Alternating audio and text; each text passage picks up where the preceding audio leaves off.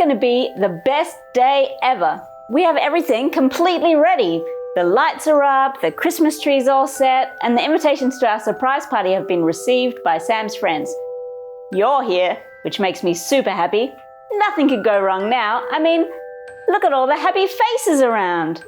Haha, look, Pineapple's practicing his surprised face for when we say surprise to Sam.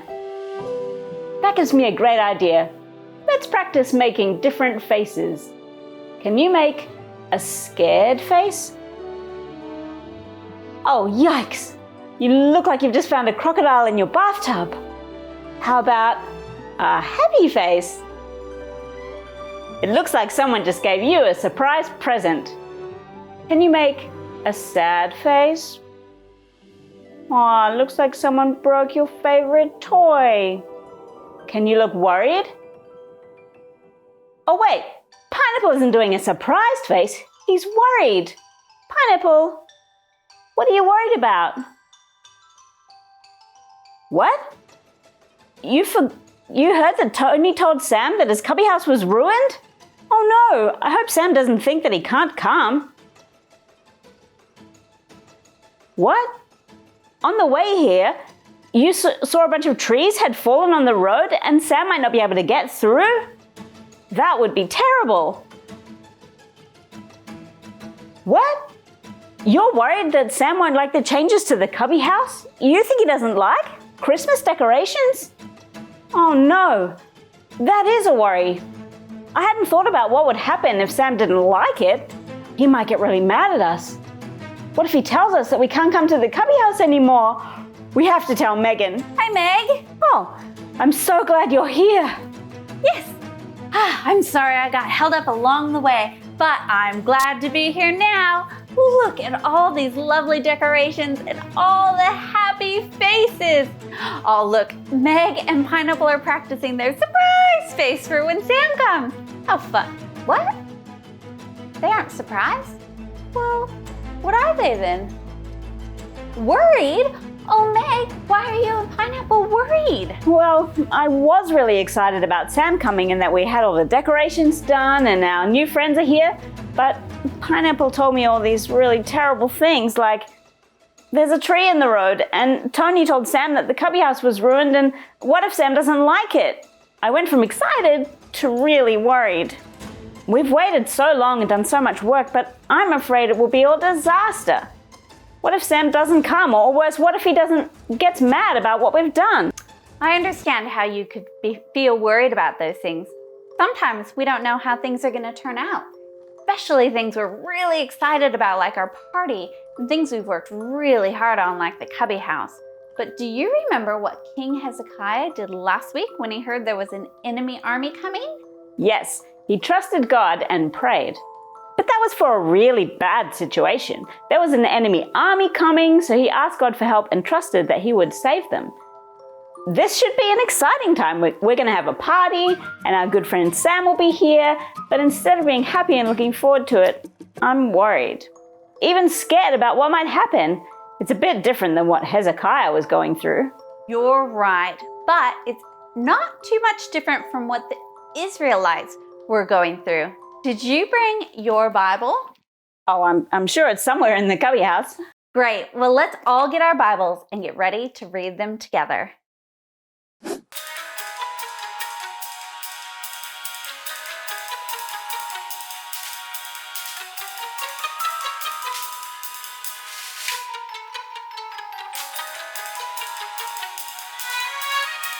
Welcome back. What Bible did you bring today? That's a great story Bible. Are we still going to be reading in the book of Isaiah? Yes, Isaiah chapter 40. But it's helpful to remember what Isaiah has been talking about throughout the whole book. I remember it began with God looking over his world and seeing only naughty children and a world ruined by sin, and he was going to punish his people. Yes, but do you remember God's promise? Yep. He was going to make a new world without sin and a place where he could live with us and his people and care for them and protect them. Exactly. Then we talked a lot about this new world and what it would be like and what the ruler of this new world would be like. Yes, the new ruler who would take away sin and would be wise and just because he would be both God and man. You're right again. And the people would be filled with God's Spirit and live at peace with each other. What a great time to look forward to. I'm sure they all felt really excited waiting for this new world and new ruler to arrive. I mean, I would be excited if I knew Jesus was coming. Well, you see, the Israelites may have had some of the same worries as you. What if the rescuer didn't end up coming? They had already waited a long time with no sign of him. Waiting that long would be hard. And maybe they thought they were too sinful and hadn't done the right things, so God wasn't going to make a new world and was going to keep punishing them and not send a rescuer. That would make me a bit worried. The Israelites had been told that a holy, powerful God was coming. That might make me feel scared, but Jesus wasn't scary. No, but he is holy and powerful. However, the Israelites didn't know Jesus like we know Jesus now. They just knew God, a God who did protect them, but also punished their sin and send them into exile. So they weren't excited about the new world and the new ruler and rescuer. That's where Isaiah 40 comes in. But let's do some stretches to get us ready to learn more.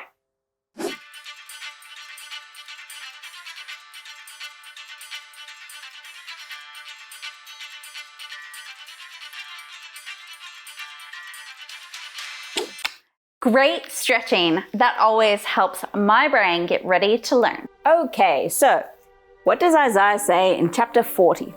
Isaiah delivers words from God to the people of Israel, and it begins with God saying, "Comfort my people." God knows his people have been through punishment and exile and wants them to know his comfort and his love. That would be very good for them to hear. And then God reminds the people that the Lord is coming. He says to them to stop being sad and instead start making the way ready because it's really going to happen. God is really going to come and be with his people. But isn't having a holy and powerful God coming to live with them scary thought? God assures them through Isaiah that it wouldn't. He tells them to be excited and not be afraid. Verse 9 tells us this in our Bible journal. Jerusalem, you have good news to tell. Shout out loud the good news. Shout it out and don't be afraid. Say to the towns of Judah, here is your God. God says that he is coming with rewards and with comfort and to take care of his people. Wow, that really would have made Israel feel way more excited about the new world that God was going to make and more excited about living with God. Yes, he wanted to remind them that they were special and his chosen people and to tell others the good news too. It feels like he's saying, I know you're worried and even a bit scared, but don't be. Everything's going to be okay. Yes, he is saying a holy God is coming in power, but he's going to come to take care of his people in a loving and kind way. And we know this is true. Jesus came as one who loved others, healed and cared for his people, and ultimately took the punishment of everyone's sin on himself when he died on the cross. Yes, he was powerful and holy, but full of love and care. But what about today with my worries? Well, Sam's a great friend. You shouldn't be worried about him coming. He will get here eventually, even if it takes longer and he has to go around a tree. And when he does get here, everything's going to be okay. You should be able to be excited that our friend Sam is coming, just as the Israelites could be excited to see their God. That does make me excited again, but what are we going to do while we wait? I have the perfect thing. Brenton and I sang a special song about Christmas. Would you like to sing it together? Would you? Excellent. Let's head into the garden. Hey kids! I'm really excited to sing one of my favorite Christmas songs today, Go Tell It on the Mountain. It's a song where we get to sing about the beautiful birth of Jesus. Are you ready? Are you ready? I am. Here we go. Go tell it on the mountain, over the hills and everywhere. Go tell it on the mountain that Jesus Christ was born. While shepherds kept their watching over silent flocks by night, behold, throughout the heavens there shone a holy light. Go tell it on the mountain, over the hills and everywhere. Go tell it on the mountain that Jesus Christ was born. The shepherds feared and trembled when low above the earth rang out the angel chorus that hailed our Savior's birth. Go tell it on the mountain, over the hills and everywhere. Go tell it on the mountain that Jesus Christ was born. Okay, we better be quiet. Jesus is about to be born. You ready?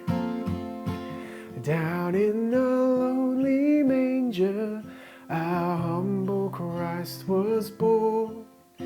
And God sent us salvation that blessed Christmas morn.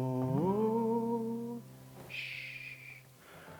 Go tell it on the mountain, over the hills and everywhere. Go tell it on the mountain that Jesus Christ was born. Sing it one more time.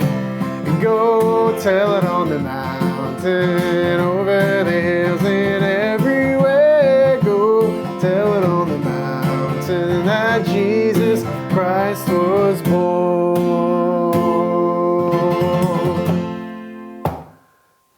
Merry Christmas!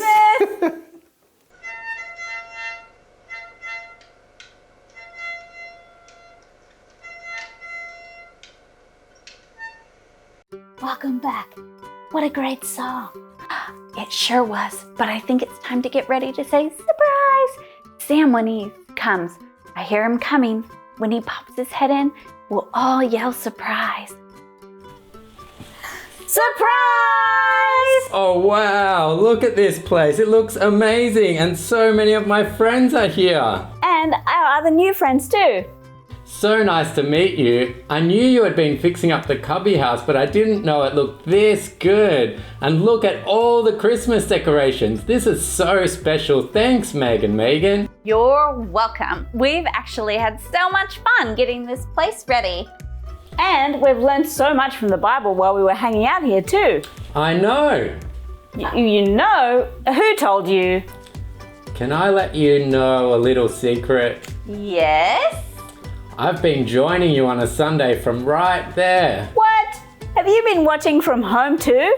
I sure have, and I've been learning so much from the book of Isaiah with you. I've enjoyed hearing how the stories connect with the Israelites, baby Jesus, and us. Me too. I've also enjoyed seeing the nativity set has been growing. I thought it was super funny when Pineapple was sitting on Mary and Joseph, and when the manger looked like it was his hair.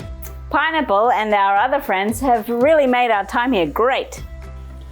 I was traveling last Sunday, so I didn't get to see your decorations or see what was added to the nativity scene.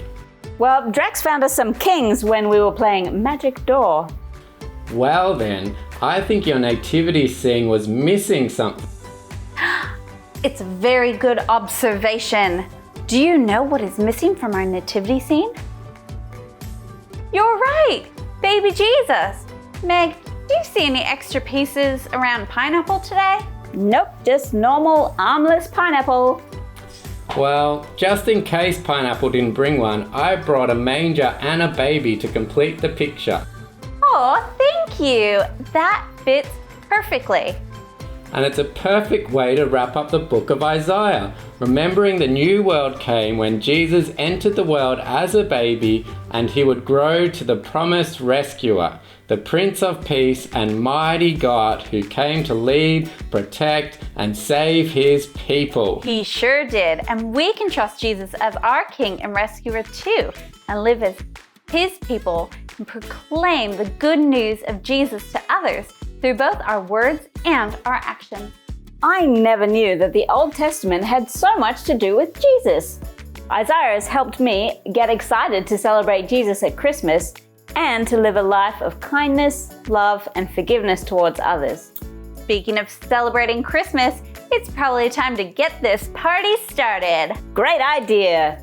It was so good having you here at the Cubby House with us. We hope you enjoy celebrating Jesus' birth at Christmas with your friends and families. We want to say Merry Christmas to you from all of us at the Cubby House. Bye! Jingle bells, jingle all the way.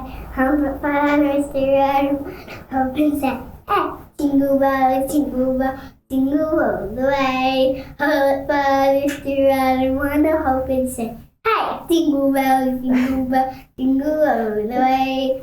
Home for fathers to ride and wonder, hope and say, hey! In the coffee house.